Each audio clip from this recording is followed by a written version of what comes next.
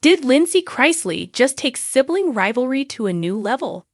Is she copying her estranged sister, Savannah Chrisley? Find out why fans are accusing the exiled Chrisley of encroaching on Savannah's territory. It's widely known that Lindsie Chrisley is estranged from her family. Her father, Todd Chrisley, holds his oldest daughter responsible for his tax fraud charges. Todd and his wife, Julie Chrisley, were indicted on tax evasion charges in 2019. Per NBC News, the case with the state of Georgia was resolved, but the couple is still facing federal charges. Todd Chrisley has been speaking out on his podcast and social media against the Georgia Department of Revenue. Recent reports have pinpointed Lindsie's brother, Kyle Chrisley, as the real whistleblower. However, Todd still believes Lindsie was involved somehow. He has since forgiven Kyle. No one in the Chrisley family is on speaking terms with Lindsie Chrisley, including her younger sister, Savannah. Lindsie Chrisley took to her Instagram to announce she's expanding her brand. The podcast host is hoping to be the next Kylie Jenner. Lindsie released her own lip kit, courtesy of one CLICKBETY. In her Instagram post, Lindsie reveals that she's been working on the collab for many months. She joked that she is the broke version of Kylie Jenner. In the lengthy post, the former reality star describes her lip kit as the following. Many of Lindsie Chrisley's followers offered their congratulations for the new business venture. Her podcast co-host and Teen Mom 2-star Kaylin Lowry wrote that the news was so exciting many of Lindsie's followers were salty over what they viewed as Lindsie stepping on Savannah's turf. Check out some of the comments they left on Lindsie's post. A few people even accused Lindsie of profiting off the family name. One person asked why Lindsie uses her maiden name, Chrisley, instead of her married name, Campbell. So far, Lindsie has yet to respond to the backlash. Savannah doesn't appear bothered by her sis's new lip kit. Do you think Lindsie Chrisley intentionally amped up the sibling rivalry with Savannah by launching her own lip kit? Or do you think there's room in the beauty industry for both Chrisley girls? Let us know in the comments below. Don't miss the return of Chrisley Knows Best and Growing Up Chrisley. Both return to the USA Network on Thursday, August 12, 2021. The air seemed charged, like the kind before a storm. In the polished world of cameras, red carpets, and meticulously staged family photos, a shift was happening. Lindsie Chrisley, the half-sister who had long occupied a quieter corner of the family saga, was moving in a way that jolted the familiar dynamics. It was subtle at first, a hint of motion in the background of social media posts, a fleeting shadow at public appearances. But soon it became unmistakable. Territory was being crossed. Savannah's domain had always been clearly marked. She had the glow of the spotlight, the carefully curated image, the loyalty of fans who had followed her journey from adolescence into adulthood. She represented continuity, the living thread of a family reality brand that had been built on charm, drama, and a veneer of perfection. Lindsie, on the other hand, had drifted away. She had chosen distance over spectacle, independence over adherence, silence over confrontation. But now she was moving, and the space Savannah had occupied so confidently felt suddenly threatened. It began with a subtle reclamation of identity. Lindsie's transformation was quiet but deliberate. She shed the family name, stepping away from the weight of Chrisley and the expectations it carried.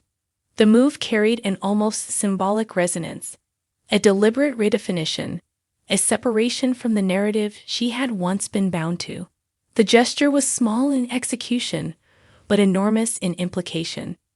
Where Savannah had maintained control over how the family was perceived, Lindsie was now quietly taking the first steps toward control of her own story. The effect on public perception was immediate. Fans noticed, the media noticed, and slowly, almost imperceptibly at first, the landscape shifted. Lindsie's new presence brought with it a subtle sense of upheaval, the kind that doesn't announce itself in headlines but feels undeniable in tone. Images of Savannah, always poised, always composed, now carried a hint of tension. The slightest shift in posture, the smallest tightening around the eyes. The cameras caught it, but they could not name it. They only captured the energy, the collision of two forces, in a space that had once felt entirely one-sided. Lindsie's approach was methodical, almost surgical. She did not storm in with bold proclamations or public confrontations. Instead, she moved through the edges, leaving subtle signals that were impossible to ignore. Social media posts hinted at freedom, at independence, at a reimagined self. The careful avoidance of the family name, the strategic positioning in photographs, the cultivated aura of self-determination. It was all a kind of quiet encroachment. By refusing to be defined by the old rules, Lindsie was stepping into the narrative that Savannah had long controlled. There was a certain artistry to it. Lindsie had always understood the power of perception, the way an image could speak louder than any words. Her appearance at high-profile events, framed just so, conveyed autonomy. The angles of her photos suggested confidence, a subtle reclaiming of space once dominated by Savannah's light. Every public appearance, every shared story, every subtle nod to independence was a brushstroke painting her entrance into the territory Savannah had long considered hers alone. It was fascinating to observe the response. Savannah, ever the steward of family legacy, adjusted her own positioning in response. Subtle shifts in camera angles, in public posture, in curated appearances reflected a defensive choreography. It was a silent dance of power, territory, and influence. Each move and countermove was visible, yet unspoken. A strategic battle played out in the language of optics and timing. The public could sense it even if they could not articulate it. Media coverage amplified the tension. Headlines hinted at estrangement, at clashes, at quiet rebellion. Each report dissected the implications, exploring the undercurrents without ever fully capturing the complexity of the emotional landscape. The narrative, once controlled by Savannah's steady presence, now had a fissure, a space where Lindsie's quiet defiance could resonate. The result was a kind of duality, Savannah as the vigilant guardian of the brand, Lindsie as the subtle disruptor challenging the established order. The imagery told its own story. Where Savannah had long been photographed in perfectly coordinated settings, Lindsie's visual presence suggested autonomy and self-possession.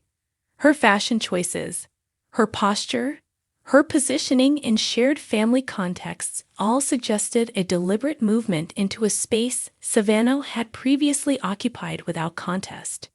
It was not confrontation in the traditional sense. It was something more nuanced, a claim of territory made through presence rather than words. In public events, the dynamics were unmistakable.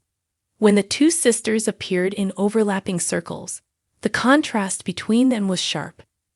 Savannah's carefully maintained composure was met by Lindsie's measured ease, a quiet assertion that she no longer existed in the shadows. It was a tension without volume, a friction in the visual language of proximity, attention, and image control. Observers noted the energy. Insiders felt the shift. Lindsie was no longer just a footnote in Savannah's narrative. She was a player, and her entrance had consequences. The effect extended beyond public perception into the intangible territory of family legacy. Savannah had long been the lens through which the Chrisley brand was filtered, the anchor for stories, image, and influence. Lindsie's deliberate moves suggested that control over legacy was not unassailable. By stepping into that space, she challenged the monopoly of narrative authority. Her presence, subtle but resolute, suggested that ownership of story could be contested, that identity could be reclaimed, and that public territory was not immutable. Fans and commentators responded in kind, parsing every post, every appearance, every subtle gesture.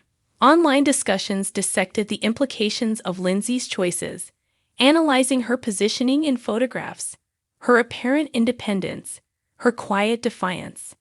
Every post became a signal, Every appearance a marker of shifting territory, social media amplified the tension, transforming subtle gestures into symbolic battles over influence and perception. Lindsie's approach, careful and deliberate, resonated precisely because it was understated. The audacity was in her calm. In the refusal to play by the old rule, there was also a psychological dimension at play. Savannah's territory had been more than public space. It was the locus of validation, approval, and recognition. Lindsie's entry disrupted that equilibrium, introducing a subtle instability into the ecosystem.